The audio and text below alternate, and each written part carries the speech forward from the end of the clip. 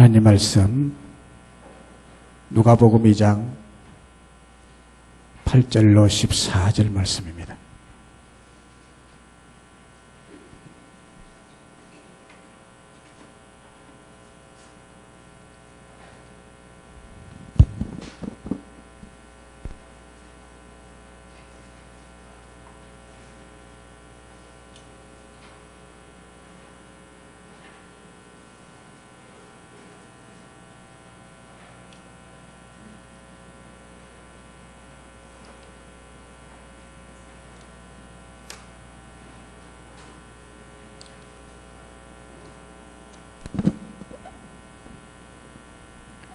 누가복음 2장 8절로 14절 말씀 봉독하겠습니다. 그 지역의 목자들이 밤에 밖에서 자기 양떼를 지키더니 주의 사자가 곁에 서고 주의 영광이 그들을 두루 비추매 크게 무서워하는지라. 천사가 이르되 무서워하지 말라. 보라, 내가 온 백성에게 미칠 큰 기쁨의 좋은 소식을 너희에게 전하노라. 오늘 다윗의 동네에 너희를 위하여 구주가 나셨으니 곧 그리스도 주시니라. 너희가 가서 강보에 쌓여 구유에 뉘어 있는 아기를 보리니 이것이 너희에게 표적이니라 하더니, 보려니 수많은 천군이 그 천사들과 함께 하나님을 찬송하여 이르되, 지극히 높은 곳에서는 하나님께 영광이요 땅에서는 하나님이 기뻐하신 사람들 중에 평화로다 하니라. 아멘. 찬양 하나 더 하고 말씀을 듣겠습니다. 주를 위한 이곳에.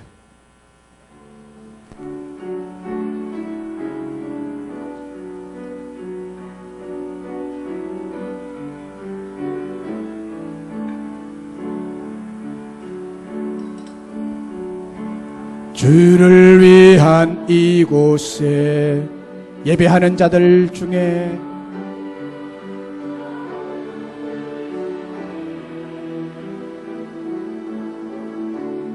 그가 찾는 이 없어.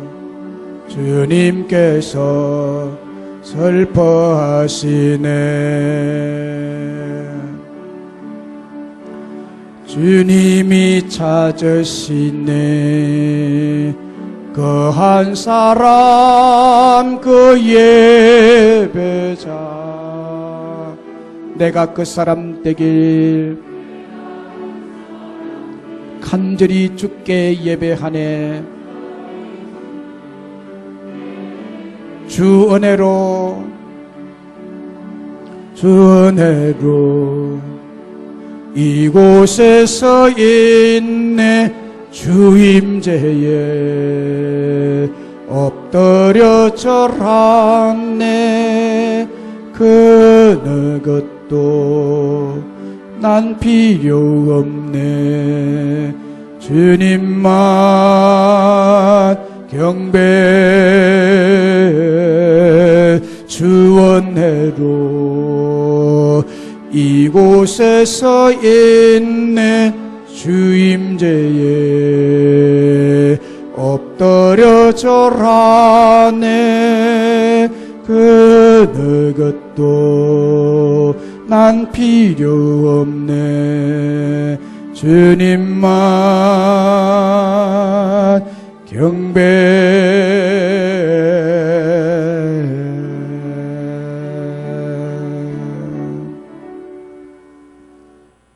오늘은 대강절 둘째 주일입니다.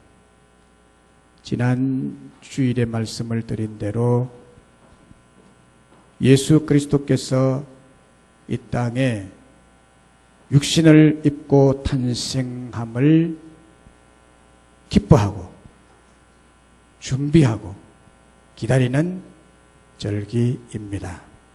그걸 대강절이라 그래요. 수백 년 동안 이스라엘 백성들은 메시아, 즉 그리스도 예수님의 탄생을 기다려왔습니다. 그리스도 예수님께서 다윗 왕의 후손으로 이 땅에 와서 이스라엘을 구원할 평강의 왕이라고 믿어왔습니다.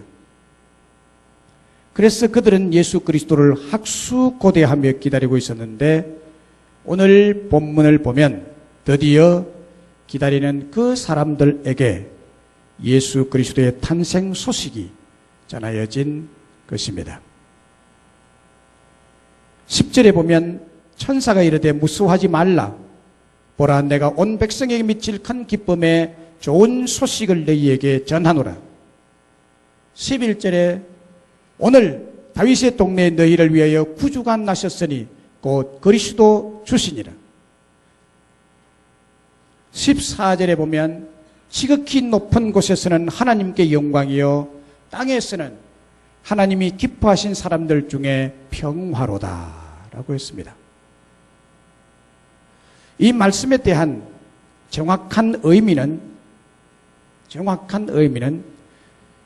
지극히 높은 곳에 계시는 하나님께서 이 땅에 살고 있는 저와 여러분들에게 그토록 주고 싶으신 소원이 이루어졌고 그 이루어진 소원이 여기에 있다고 말씀하고 있는 것입니다.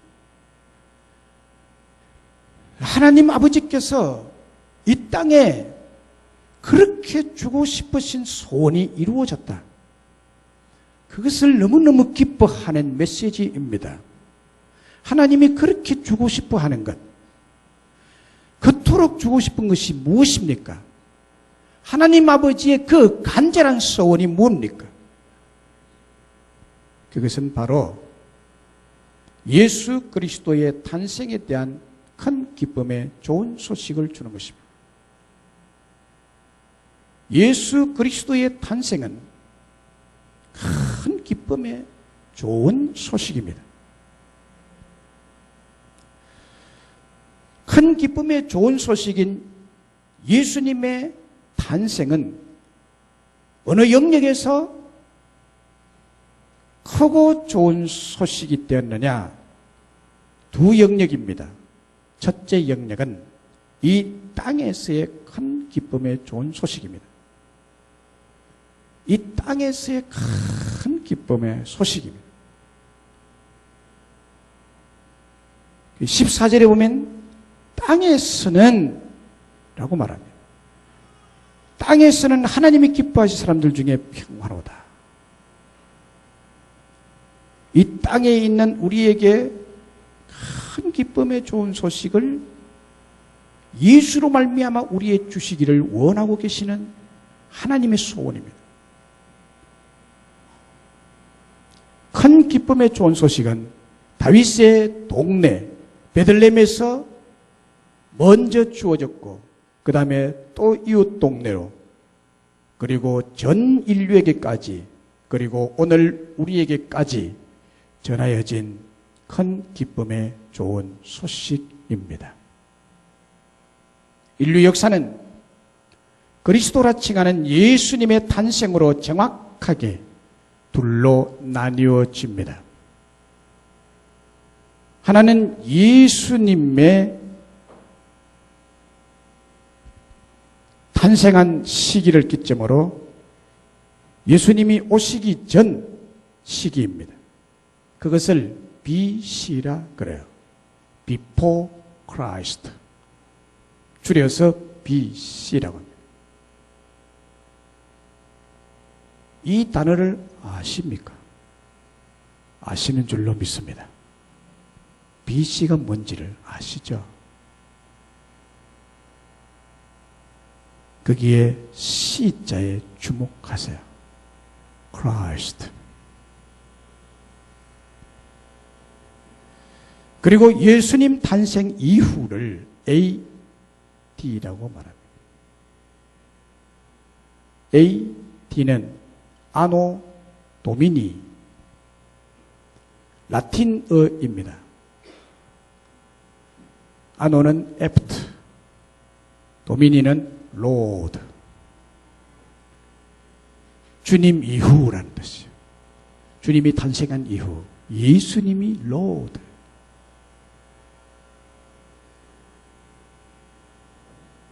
예수님이 역사의 중심에 계시고 전 역사를 운행하시고 통치하시고 보존하시고 계시는 분이심을 역사가 증명하고 있습니다. 인류 역사는 의심없이 예수 그리스도로 말미암아 영이 되어 가고 있음을 말씀하는 거죠. 우리가 속한 이 역사뿐만 아니라 우리 이전과 앞으로 올 역사도 의미 없이 그냥 시간만 흐르는 것 같지만, 그러나 하나님과의 관계에서 볼 때 그리스도 예수님의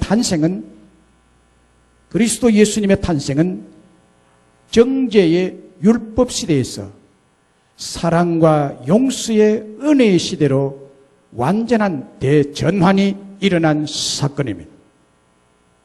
슬픔과 기쁨, 아픔과 환희, 고난과 희락의 가장 큰 분수령과 분기점이 되는 것입니다. 그 이전까지는 인간의 죄 문제를 완전히 해결할 길이 없었습니다. 예수님 오시기 이전에는 이 엄청난 죄의 문제를 해결할 방법이 없었습니다. 예를 들어서 사람이 어떤 병에 걸렸는데 그 병에 대한 치료책이 없어서 자기가 무슨 병에 걸렸는지도 모르고 죽는 것이나 마찬가지였습니다. 예수님께서 이 땅에 오시기 이전에 구약시대를 말하는데, 예수님 오시기 이전 시대를 구약시대라고 그럽니다. 이 구약시대의 특징은 율법시대라는 것입니다. 이 율법은 치료책이 아닙니다. 율법은 구원 못합니다. 율법은 죄를 진단하고 죄를 죄로 판명하는 정죄의 법입니다. 이것이 죄냐 아니냐를 진단할 때 율법을 갖다 대면 정확히 알게 되는 것입니다. 길이가 몇 센치고 몇 미터인지 알 수 있는 길은 자를 갖다 대면 정확하게 알 수 있듯이, 이것이 죄냐 아니냐를 진단할 때 율법을 갖다 대면 정확하게 죄냐 아니냐가 판명이 나는 것입니다. 그걸 율법시대라고 그러고, 예수님 오시기 이전의 시대가 율법시대이고 정죄의 시대입니다. 그래서 구약시대는 죄에 대해서 근본적인 대책 없이 단회적이고 일시적인 것밖에 없었던 것입니다. 성전에서 짐승을 잡아 번제나 화목제 그 외에 다양한 제사들은 불완전한 것이었습니다. 그냥 죄에서 완전한 구원을 받는 그림자에 불과했습니다. 그래서 구약의 성도들인 이스라엘 백성들은 이 죄 문제를 근본적으로 해결해서 참된 환희와 희락과 자유와 인간 내면의 깊은 곳에 터져나오는 기쁨을 선사할 메시아를 그렇게 대망했던 것입니다. 한번 암을 생각해 보십시오. 일단 사람은 암에 걸리면 초기에 발견해서 수술하지 않는 한 죽는 것으로 알고 있습니다. 지금도 그렇습니다. 그래서 옛날에는 암에 걸리면 본인에게는 암이라는 사실조차도 알려주지 않았습니다. 왜냐하면 너무너무 절망하기 때문에. 한 사람의 생명을 앗아가는 무서운 암을 치료할 수 있는 완전한 약이 발견된다면 의학계는 대혁신이 일어나게 될 것이고, 환자에게는 이보다 더 큰 기쁜 소식이 없을 것입니다. 그 약만 딱 먹으면 완치가 된다고 할 때, 몇 년 전에 서울대 의대 교수님이 줄기세포를 발견을 해서, 이 줄기세포는 특별히 장애우들에게 굉장한 기쁨의 소식이었습니다. 다리가 장애인 사람, 팔이 장애인 사람, 줄기세포를 가지고 이식하면 그대로 자라서 정상적인 손으로 자랄 수 있다. 얼마나 기쁜 소식인지 몰라요. 그렇게만 된다면, 그렇게만 될 수만 있다면 장애인에게 이거는 놀라운 일이죠. 대혁명이죠. 그런데 그것이 아님이 판명이 났죠.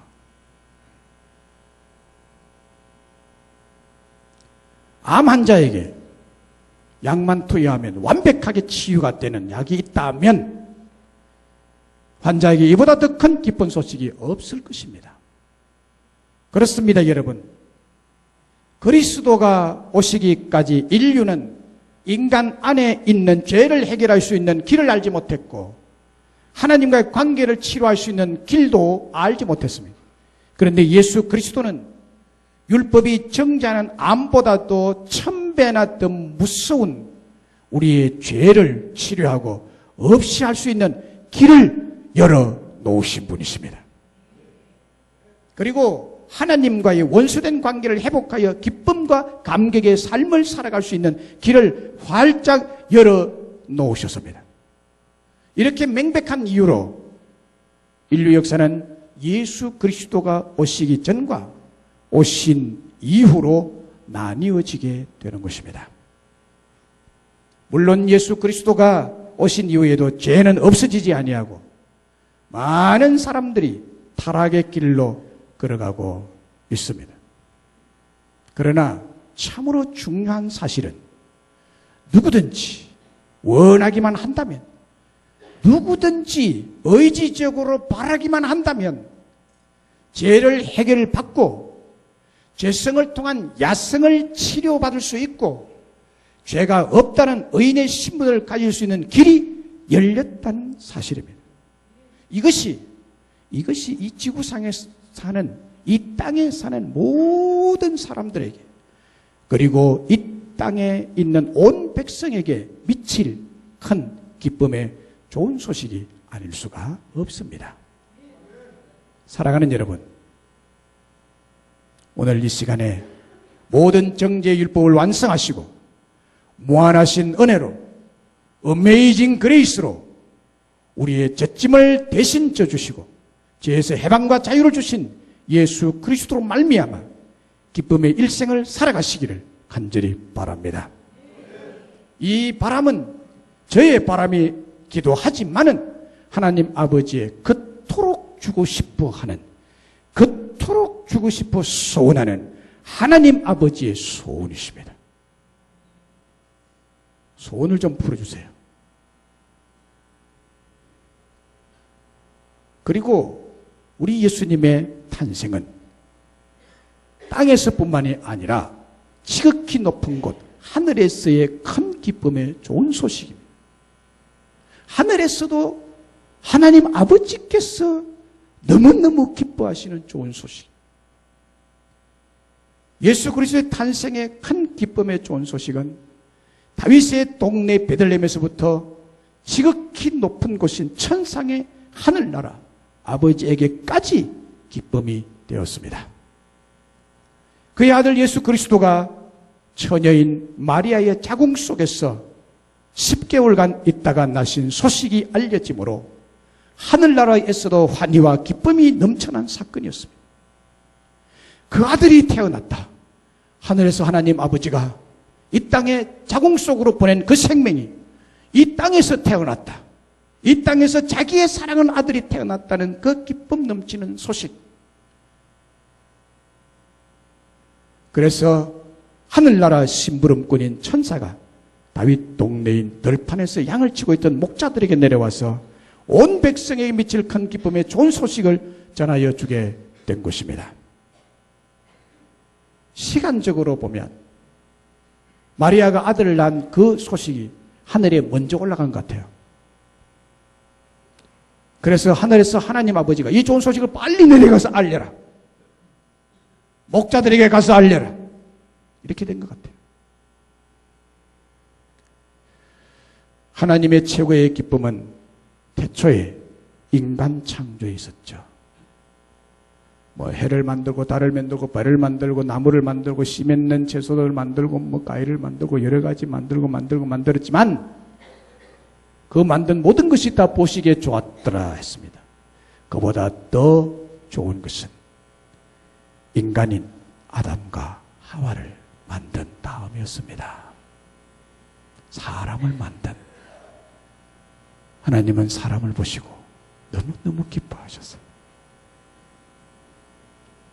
하나님이 그 기뻐하는 창조의 기쁨은 오늘날 인간의 출산에서도 여전히 볼 수가 있습니다.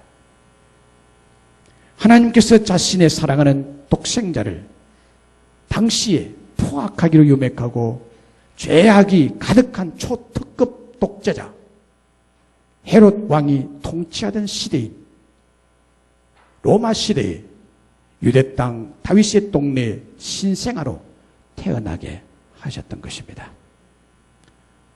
그 일은 때가 찬 하나님의 완전하신 경륜을 따라 행하신 일이었지만은 사랑하는 아들을 고통 속에 몰아넣고 죽일 것이 뻔한 사실 때문에 하나님 아버지의 마음은 찢어지는 아픈 고통이 있었을 것입니다. 그러나 하나님의 독생자인 그 아이가 성령으로 처녀의 몸에서 지혜가 가득하고 은혜가 가득한 신생아로 태어나는 출산으로 말미암아 오는 하나님 아버지의 마음은 너무너무 큰 기쁨이었고 큰 감격의 탄생이었습니다. 탄생이었습니다. 예를 들면 산모가 신생아를 출산하기까지 10개월 동안에 겪는 통증과 아픈 고통, 그리고 출산 시에 아이를 낳는 신체적인 죽음을 넘어선 고통 뒤에 오는 환희가 있습니다. 그 감격과 기쁨이 있습니다. 여기에 여자분들이 많이 앉아 계신데 이것은 여자분들의 다 경험한 사실이죠. 자기 혈육을 세상에 출생시켰다는 기쁜 감격이 있는 것입니다. 그때는 출산 시에 있었던 피 흘림의 아픈 고통은 기쁨과 감격과 환희에 묻혀버리고 마는 것입니다. 사랑하는 자녀를 얻었다는 기쁨의 감격이 피 흘림의 아픈 고통을 다 몰아내는 것입니다. 우리 하나님 아버지가 그 포악한 헤롯이 통치하는 그 시대에 갈기갈기 찢겨서 십자가에 못 박아 죽을 것을 예견하면서도 그 아들이 이 땅에 태어난 것에 대한 기쁨이 십자가의 고통을 몰아냈던 것입니다. 천상에서 얼마나 기뻤던지, 천상에서 얼마나 기뻤던지 13절에 보면 호련히 수많은 천군이 그 천사들과 함께 하나님을 찬송하여 이르되, 찬송을 천사들이 불렀어요. 너무너무 기뻐하셨어요. 저의 집안 형제들에게는 아들이 잘 태어나지 않는 집안입니다. 아들이 귀한 집안이에요. 큰형님의 자녀 8명 중에 아들 2명밖에 없습니다. 아들 낳다가 딸을 이렇게 낳았습니다. 6명까지 딸 했습니다. 아들이 참 귀한 집안입니다. 둘째 형은 5명 중에 아들 1명입니다. 저희 누나 자녀 4명 중에 아들 1명밖에 없습니다. 저희 셋째 형 자녀 3명 중에 모두 딸밖에 없습니다. 딸 둘이 낳고 아들 하나 낳으려고 늦둥이로 한참 있다가 늦둥이로 낳았는데 그것도 딸이었습니다. 그런데 저도 첫 아이를 딸을 낳았습니다.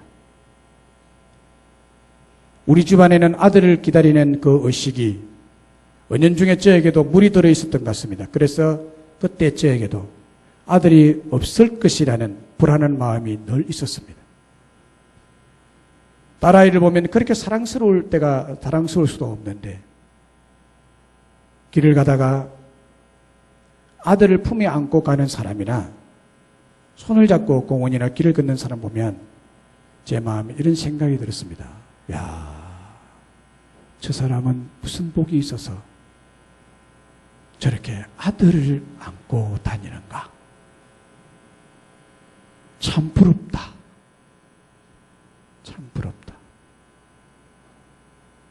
그때 둘째를 빼고 있었는데 이것도 딸일 거야. 80년 되니까 병원에 가도 이걸 몰랐어요, 그때는. 이런 생각으로 1년을 보내면서 저에게 아들 하나만이라도 있으면 좋겠다는 생각을 하며 하나님의 은혜만을 기다렸습니다. 그때가 신대원 3학년 때 일인데 저희 학교 바로 맞은편 고신의료원 보건병원에서 둘째 아이를 낳았습니다. 수업 중간 점심시간에 산부인과 병동에 가슴 설레이는 마음으로 찾아갔더니 간호사님이 저더러 100점짜리 아빠입니다 칭찬하더라고요. 100점짜리가 뭐지? 나 시험 치면 50점 잘 안 나오는데. 금방 아들이에요 하길래 그 뜻이구나. 그래서요, 그 아들이에요 라고 말을 듣는 그 순간에 너무너무 내 마음이 기뻐서요. 제 마음이 이렇게 외쳤습니다. 100점이 아니라 200점이다. 200점이다. 하나님 100점, 내 100점. 합이 200점이다. 얼마나 기뻤는지 모르겠어요. 천하를 다 얻은 기쁨이 내 마음에 쏟아지더라고요. 나에게도 이제 아들이 생겼다. 이런 당당함이 저에게 있었습니다. 우리 아이들이 10대 때까지만 해도 첫 딸, 둘째 아들이 있는 언제나 100점짜리 아빠, 엄마다라고 좀 모자라는 사람처럼 그런 큰 기쁨을 가지고 살았습니다. 여러분, 이 부분에서는 여러분의 이해가 좀 필요합니다. 우리 시대에서는 거의 대부분의 가정에서는 그랬습니다. 저희 시대에서는 그랬어요. 아들을 그렇게 바랬죠. 그래서 이해가 좀 필요합니다, 여러분. 딸만 가진 여러분들에게 죄송합니다만 희망을 가지시길 바랍니다. 요즘은 그런 생각 별로 없죠. 올해 우리 교회에서도 몇 명의 아이들이 태어났습니다. 2, 3년 전에는 심지어는 쌍둥이도 태어났습니다. 지금 이 시대는 아들이기 때문이 아니라 새로 태어난 새 생명이요, 내 혈육이요, 자녀이기에 온 집안과 교회에 큰 기쁨이 되었죠. 산모가 조리기간이 끝나고 신생아를 안고 그 아이로서는 처음 교회 출석과 예배드리고 공중 앞에서 기도를 할 때 부모와 저와 우리 교회가 다 기쁘죠. 신생아의 태어남에, 탄생함에 기쁨이 있습니다. 그래서 이 신생아의 탄생은 너나 할 것 없이 이렇게 기쁜 것입니다.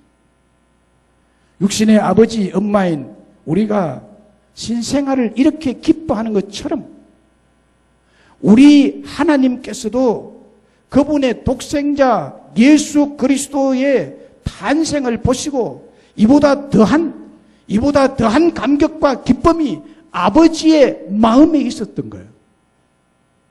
그래서 하늘에서는 영광이라고 그랬어요. 너무너무 하나님이 기뻐하시는 그 감격을 영광스러운 감격이라고 표현하고 있는 것입니다. 하나님 아버지의 독생자가 이 땅에 태어난 것으로 하나님은 너무너무 기뻐하셨던 것이에요. 그래서 수많은 천군이 천사들과 함께 하나님을 찬송했습니다. 하나님께서 너무너무 감격해 하시고 기뻐하시니까 천군 천사들이 가만히 있을 수가 없어서 그들이 일어나서 찬송하며 함께 기쁨을 나누었던 것입니다. 그게 13절의 말씀이죠. 예수님의 어머니 마리아의 기쁨의 창가를 보십시오. 누가복음 1장 46절에 보면 그 마리아가 천사의 예수님의 탄생 고지를 듣고 그것을 기쁨으로 받아들이고 난 다음에 주님의 탄생을 그가 찬송하고 있습니다. 내 영혼이 주를 찬양하며 내 마음이 하나님 내 구주를 기뻐하였으면 이 여종의 비천함을 돌보셨습니다. 보라, 이제후로는 만세에 나를 복이 있다 일컬이리로다. 능하신 이가 큰 일을 내게 행하셨으니 그 이름이 거룩하시며 라고 너무너무 기뻐했습니다. 마리아가 너무너무 기뻐했어요. 마리아가 예수님을 자신의 아들 이전에 내 구주라고 지금 신앙 고백을 하면서 예수님의 탄생을 그렇게 기뻐했다고 했습니다. 그렇다면 오늘 우리의 구주가 누구이십니까? 여러분의 구세주가 누구세요? 마리아의 구주이신 예수 그리스도가 우리의 구주 되심을 믿습니다. 그렇다면 사랑하는 성도 여러분, 우리가 사는 이 세상에 슬픔이 많이 있고 고통이 나를 떠나지 않더라도 우리들에게 이 기쁨을 주신 성탄절기에 이 땅에 오신 예수 그리스도로 말미암아 참된 기쁨과 감격이 여러분의 삶 가운데 충만히 회복되시기를 주의 이름으로 축복합니다. 우리 찬송 하나 하고 두 번째 말씀을 듣겠습니다. 112장 찬송입니다.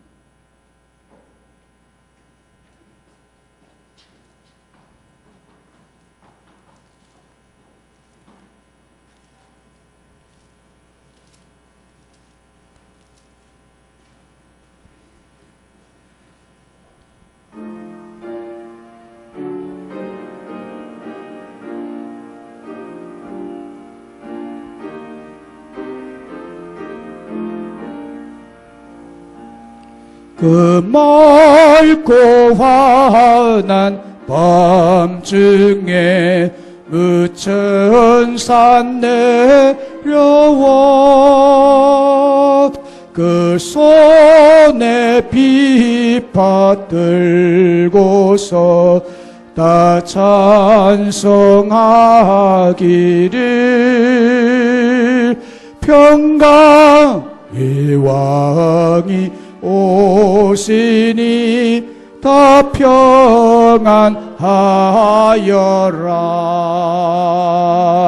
그 소란하던 세상이 다 고요하도다. 무천산 날개 펴고서 이 땅에 내려와 그때에 부른 노래가 또다시 들리네. 이 슬픔 많은 세상에 큰 위로 넘치고 온 세상 기뻐 뛰놀며 다 찬송하도다. 예선 많은 세상에 짐지고 가는 자 그 험산 줄령 너너라 온몸이 고나나 이제 악세상 산 동안 새 소망 가지고 저 천사 기쁜 찬송을 들으며 쉬어라.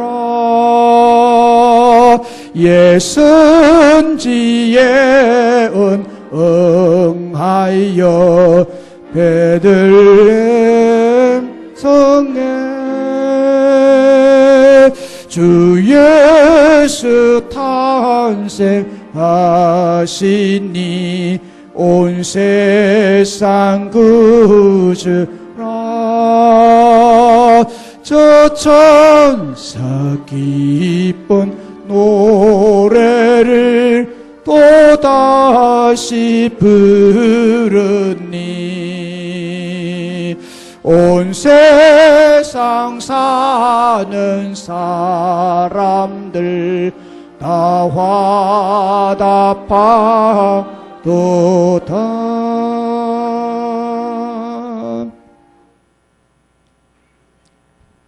우리 예수 그리스도는 우리에게 평화 곧 행복을 찾아주시는 분입니다. 하나님은 우리 예수님을 통해서 우리에게 평화 곧 행복을, 잃어버렸던 행복을 찾아주시기를 그토록 소망하십니다. 그토록 원하십니다. 이 사실을 믿으시기를 주의 이름으로 축복합니다. 하나님 아버지께서는 예수님을 통해서 빼앗긴 혹은 잃어버린 행복을 도로 찾아주시기를 간절히 원하십니다. 14절에 땅에서는 하나님이 기뻐하신 사람들 중에 평화로다라고 했습니다. 평화로다. 여기에 평화란 단어를 주목하여 보셔야 됩니다. 평화라는 단어를 주목해 보아야 되는데, 이 평화란 헬라 원어에 이 평화란 단어가 무슨 단어인가 하면 에이레네라는 단어입니다. 에이레네. 이 에이레네의 뜻은 많은 뜻을 가지고 있습니다. 평화, 오늘 본문에 번역한 평화, 또 행복, 평강, 평온, 안전하다라는 뜻이 이 단어 속에 내포되어 있는 뜻입니다. 또 이와 같은 뜻을 가진 구약 성경에 쓰인 단어가 있는데 중요한 단어, 샬롬이라는 단어가 있습니다. 히브리어 샬롬. 이 샬롬이란 단어의 뜻이 에이레네와 똑같은 뜻인 평화, 행복, 평강, 평온, 안전 등의 뜻을 가지고 있는 말입니다. 히브리어 샬롬과 헬라어 에이레네는 같은 뜻을 가진 단어입니다. 그렇다면 오늘 본문에 이 평화, 헬라어 에이레네, 히브리어 샬롬이 가지고 있는 의미를 담을 수 있는, 전달할 수 있는 가장 적합한 우리말 단어가 무엇일까요? 저는 우리 성도님들이 가장 잘 받아들이고 이해할 수 있는 한 단어가 뭘까를 생각했습니다. 그것을 여러 분야에서 찾아보니까 가장 우리가 잘 받아들일 수 있는 단어는 평화라는 말보다도 행복이라는 단어가 가장 적합하다고 생각합니다.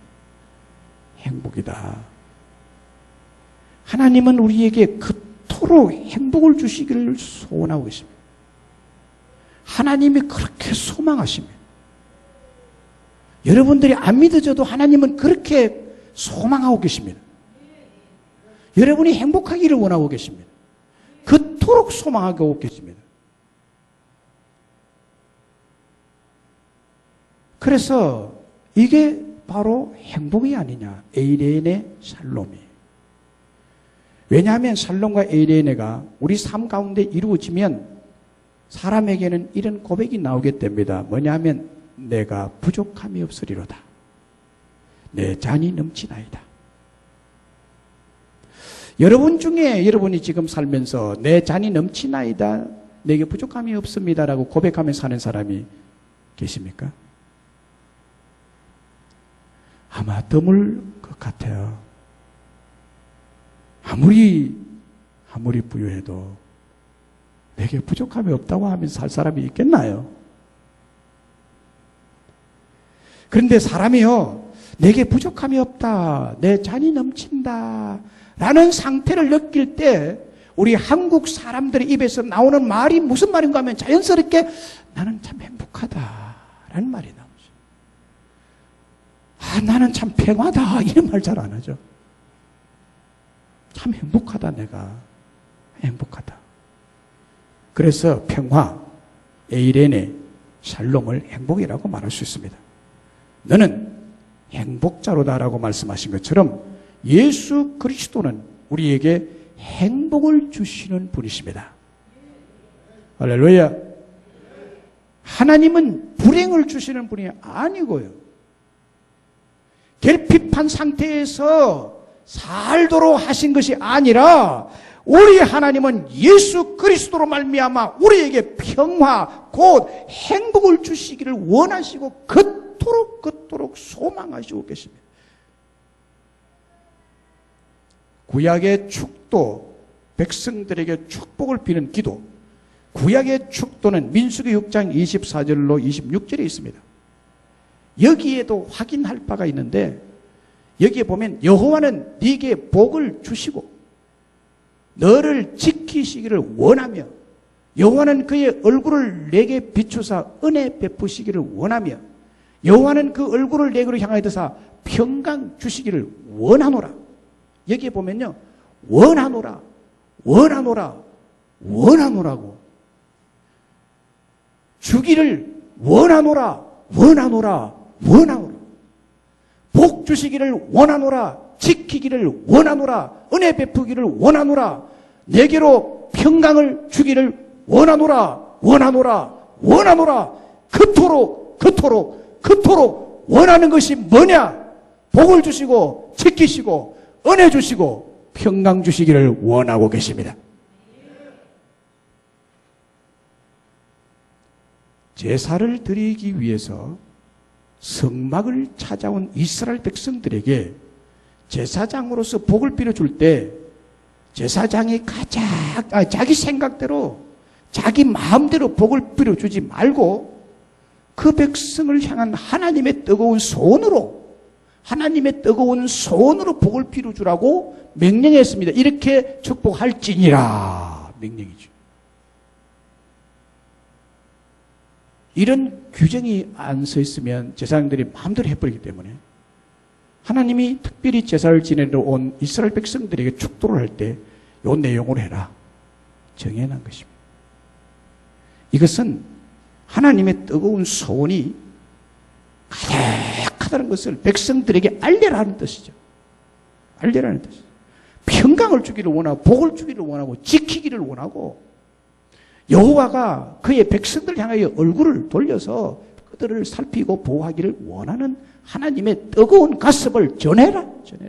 이것을 복으로 아예 내려주라 하는 하나님의 소망이 여기 있습니다. 그래서 여기에 말씀하시는 논법을 보면 원하노라는 말은 반복적으로 쓰고 있는 걸 보면 하나님께서 얼마나 주고 싶은 마음이 강렬한지를 보여주는 거죠. 그렇게 주고 싶어 하십니다. 그게 바로 복과 지켜주심과 은혜와 평강입니다. 이 네 가지를 주고 싶다는 것을 말씀하고 있습니다. 그런데 이 네 가지를 자세히 보면 사실은 한 가지입니다.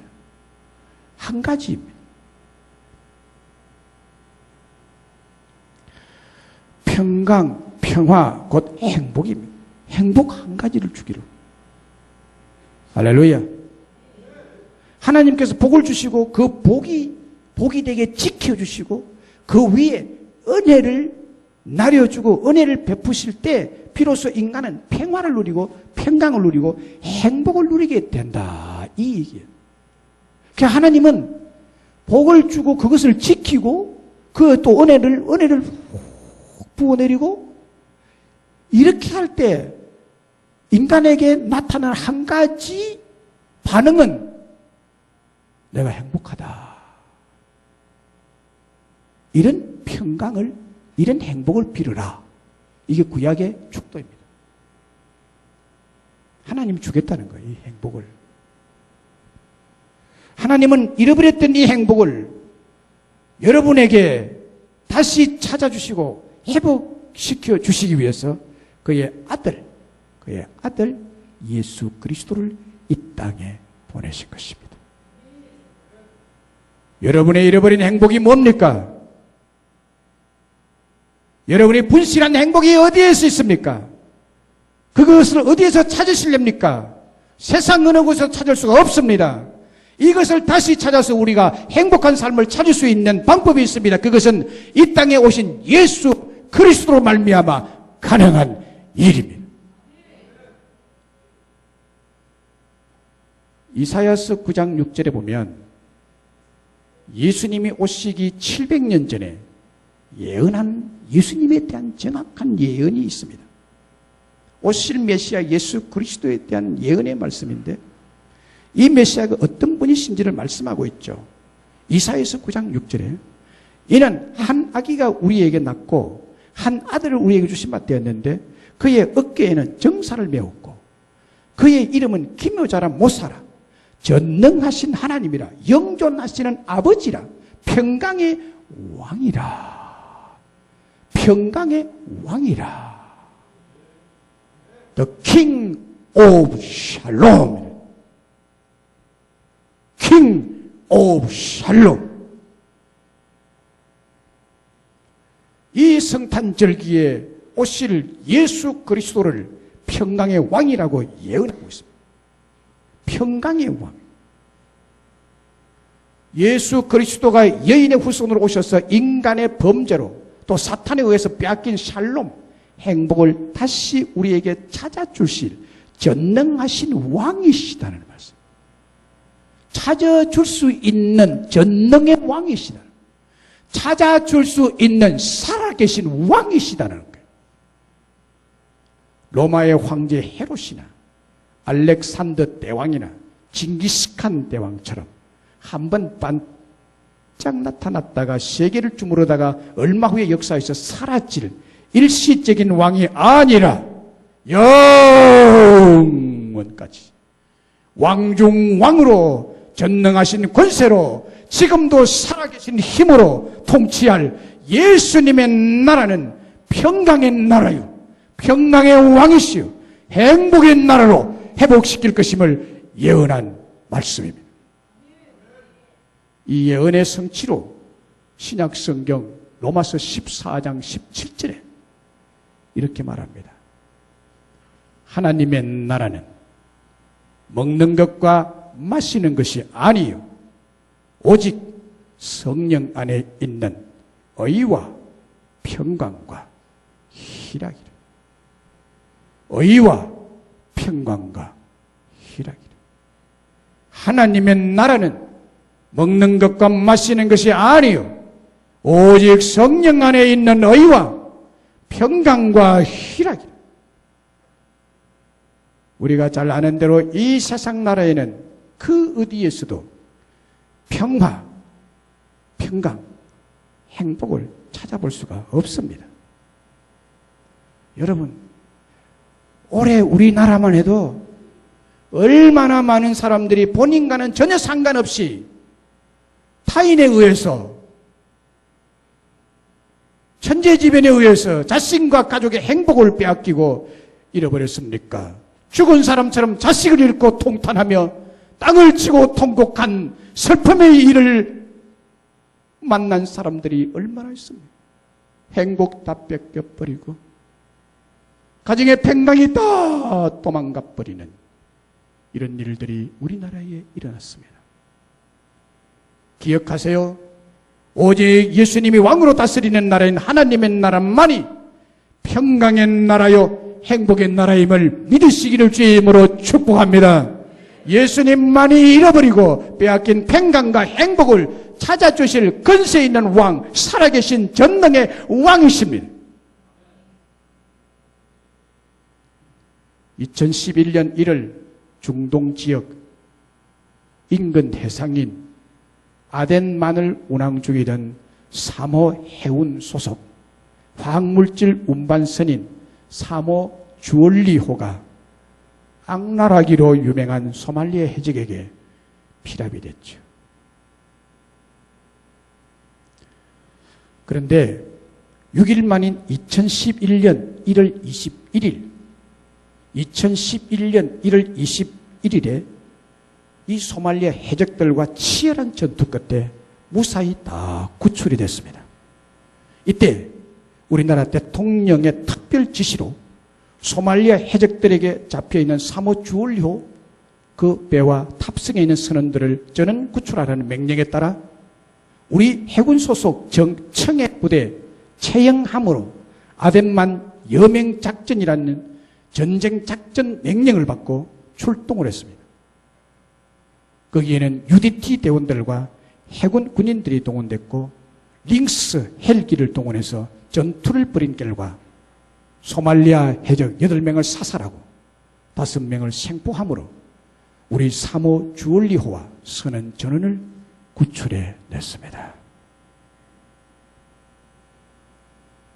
이와 같이 해적들에게 납치되어 평안과 행복을 빼앗긴 사모 주얼리호의 행복을 대통령의 권력으로, 대통령의 권세로, 대통령의 명령으로 다시 찾아오듯이 백성이 잃어버린 살롬, 행복을 찾아오는 것은 왕의 사명입니다. 이처럼 예수 그리스도를 가리켜 평강의 왕이라고 한 것은 예수 그리스도 그분이 분실하고 잃어버리고 빼앗긴 평강을, 행복을 다시 찾아줄 수 있는 왕 중 왕으로 오셨다는 말씀입니다.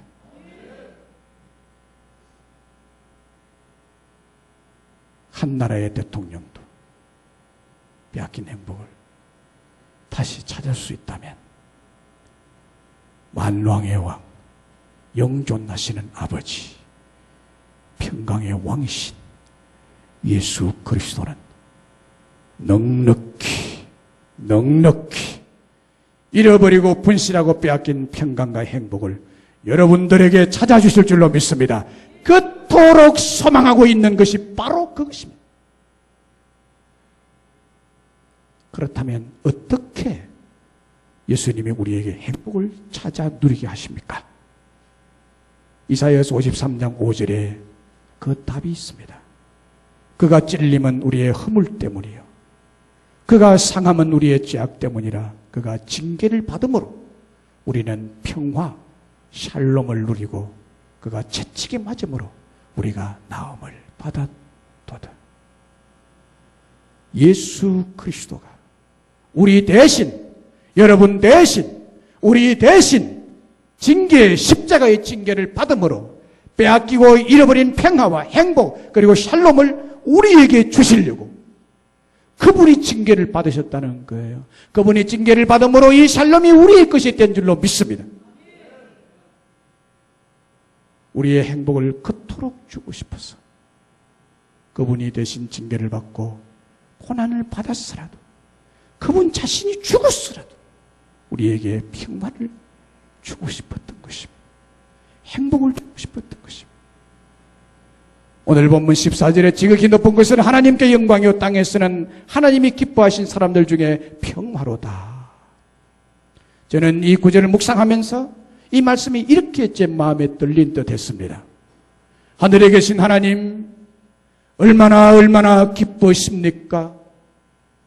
하나님의 외아들 예수 그리스도가 우리에게 잃었던 행복을 다시 찾아주시려고 아버지의 소원을 풀어드리려고 이 땅에 오셨으니 얼마나 마음이 시원하시고 행복하십니까, 아버지? 그리고 땅에 쓰는 기뻐하심을 입은 사람들 중에 평화, 샬롬, 행복이 다시 임했습니다. 그렇게도 기다리는 샬롬이 왔습니다. 그렇게도 주고 싶었던 샬롬이 이 땅에 임했습니다. 이스라엘이여 기뻐하세요. 이스라엘이여 즐거워하세요. 우리 모두 행복의 춤을 추어요. 이렇게 들리는 것 같아요. 이렇게 들려요.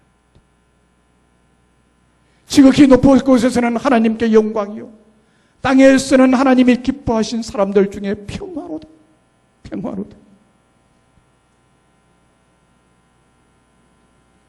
요한복음 20장 19절에 예수님께서 오사 가운데 서서 이르시되 너희에게 평강이 있을지어다.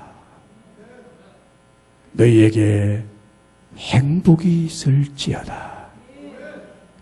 이 말씀도요, 안식 후 첫날 주일에 사랑하는 제자들이 유대인들을 두려워해서 행복과 평강을 잃어버렸어요. 그들을 찾아오신 부활하신 예수님께서 가장 먼저 주신 축복이 제자들이 잃어버렸던 평강의 복, 행복의 복을 다시 찾아주는 것이었습니다. 너희에게 평강이 있을지어다. 너희에게 행복이 있을지어다. 우리 하나님이신 예수님께서, 평강의 왕이신 예수님께서 마음에 사무치도록 원하는 것이 있다면 그것은 바로 우리의 샬롬, 우리의 평강, 행복의 회복에 있습니다. 그리고 그것을 그토록 주시기를 원하셨습니다. 원하셨습니다. 이제 말씀을 맺겠습니다. 미국의 뉴 호프 커뮤니티 교회의 담임 목사인 데일 갤로웨이 목사님의 글 중에 이런 이야기가 있습니다.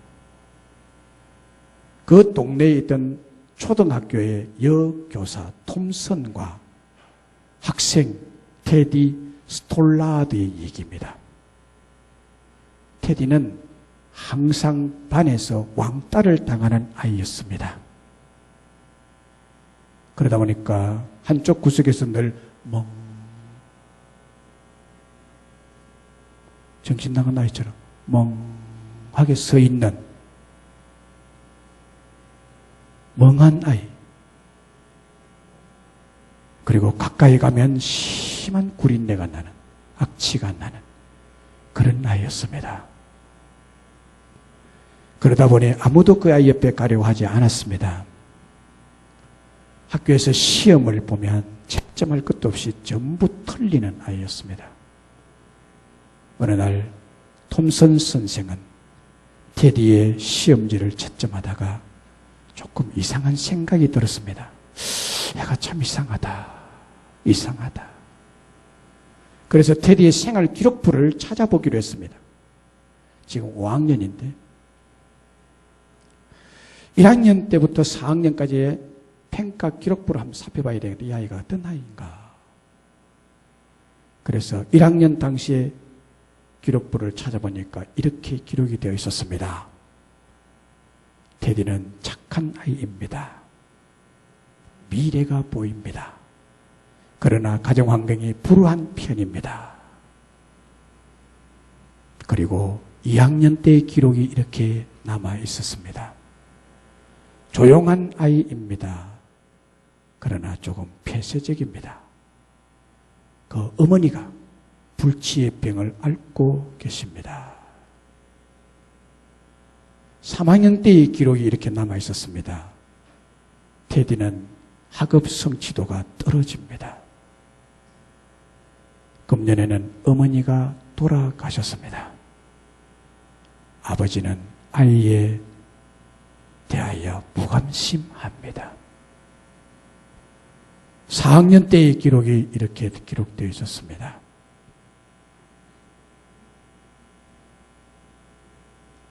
미래가 테디에게는 없습니다. 아버지는 가출했고 현재 이모님이 양육하고 있습니다. 학대를 당하고 있는 것 같습니다. 라고 기록되어 있습니다. 여기까지 읽은 톰슨 선생님은 이 테디가 너무너무 불쌍했어. 두 눈에서 눈물이 주르르 자신도 모르게 흘러내렸습니다. 한 생명이 그동안의 선생님들의 유기와 방관으로 파괴되어 가고 있고 황폐해져 가는 모습을 보니까 너무너무 가슴이 아팠기 때문입니다. 톰슨 선생님은 테디에게 교사로서 사명감과 사랑의 동정심이 느껴졌습니다. 그때부터 톰슨 선생님은 방과 후에 개인적으로 테디를 불러가지고 공부를 부모같이 사랑으로 정성을 다해서 도와주었습니다. 그렇게 5학년의 1년을 거의 보낸 후 한 해를 마무리하는 성탄절이 되었습니다. 미국에서는 성탄절에 학생들이 선생님께 선물을 하는데 테디 선생님의 5학년 반 학생들도 전부 선물을 했습니다. 받은 선물들은 모든 학생들이 보는 앞에서 일일이 개봉을 해 보였습니다. 그러다가 테디 차례가 되어 테디 선물을 열었더니 그 안에는 가짜 다이아몬드 목걸이와 손때가 묻을 대로 묻은 쓰다가 만 싸구려 향수가 들어있는 병이었습니다. 가짜 목걸이는 알까지 떨어져 나간 덤성덤성 박혀있는 형편없는 상태였고 향수병의 향수는 거의 비어 있었습니다. 학생들은 테디의 선물을 보고 멍청한 놈, 이런 것을 선물을 다 하다니 웃기고 있구나. 그래서 낄낄대며 그들끼리 배를 잡고 웃어댔습니다. 평소 멍청하던 테디가 형편없는 선물까지 했다면서 손가락질하면서 조롱하기 시작했습니다. 그때 톰슨 선생님은 많은 학생들이 보는 앞에서 그 목걸이를 직접 목에 걸면서 이렇게 말했습니다. 예쁘지 않니? 나는 이런 목걸이가 제일 좋더라. 그리고 향수를 뿌리면서 다시 말했습니다. 나는 이 향수를 가장 좋아해. 테디야, 고마워. 최고의 성탄 선물이야. 이렇게 말해줬습니다. 학생들의 얼굴에서는 어느새 비웃음이 사라졌습니다. 테디는 엄마 같은 톰슨 선생님의 품에 푹 안기면서 이렇게 말했습니다. 선생님 고맙습니다. 그 목걸이는 생전에 엄마가 하시던 목걸이에요. 향수도 엄마가 뿌리던 향수예요. 그 향수를 뿌려주셔서 참 감사합니다. 선생님한테서 엄마 냄새가 나서 좋아요. 오늘은 엄마가 너무 보고 싶어요. 그리고 테디는 그 학교를 졸업했습니다. 6, 7년이 흐른 후에 톰슨 선생님 앞으로 한 통의 편지가 배달이 되었습니다. 고등학교 졸업하는 테디에게서 온 편지였습니다. 이렇게 적혀 있었습니다. 사랑하는 톰슨 선생님, 고등학교 졸업 소식을 선생님에게 가장 먼저 알리고 싶었어요. 저 반에서 2등으로 졸업했습니다. 그리고 다시 4년이 흐른 뒤에 또 한 통의 편지가 날아왔습니다. 사랑하는 톰슨 선생님, 제가 의대를 졸업하고 의사가 되었습니다. 멋지죠? 그리고 이제 결혼합니다.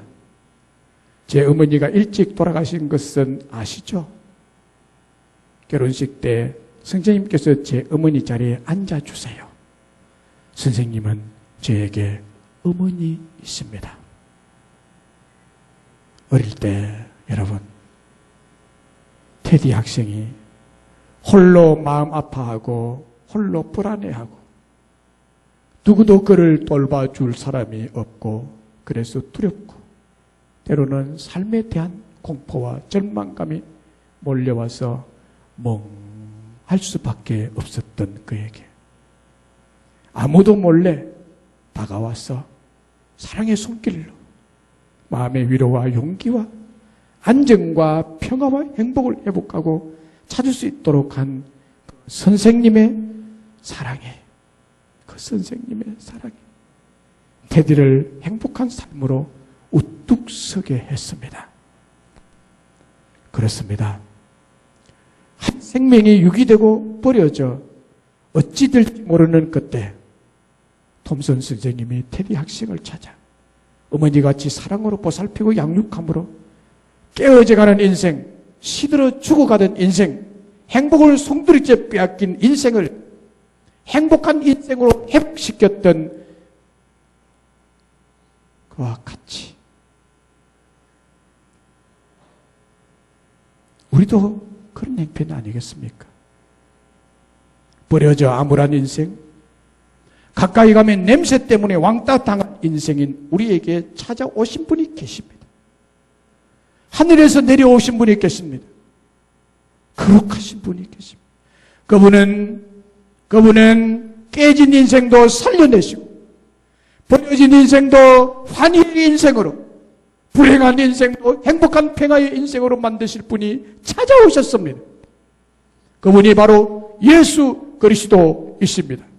오늘 그분 예수 그리스도를 마음속에 모시고 경배하시고 섬기면서 살아가십니다. 내가 부족함이 없으리로다, 내 잔이 넘치나이다 라는 테디의 고백처럼 여러분 모두가 이 성탄절기에 평강의 왕이신 예수 그리스도께서 이것을 주실 때 여러분의 잃었던 평강, 빼앗긴 완전한 행복을 찾아 누리시는 여러분이 다 되시기를 주님의 이름으로 축복합니다.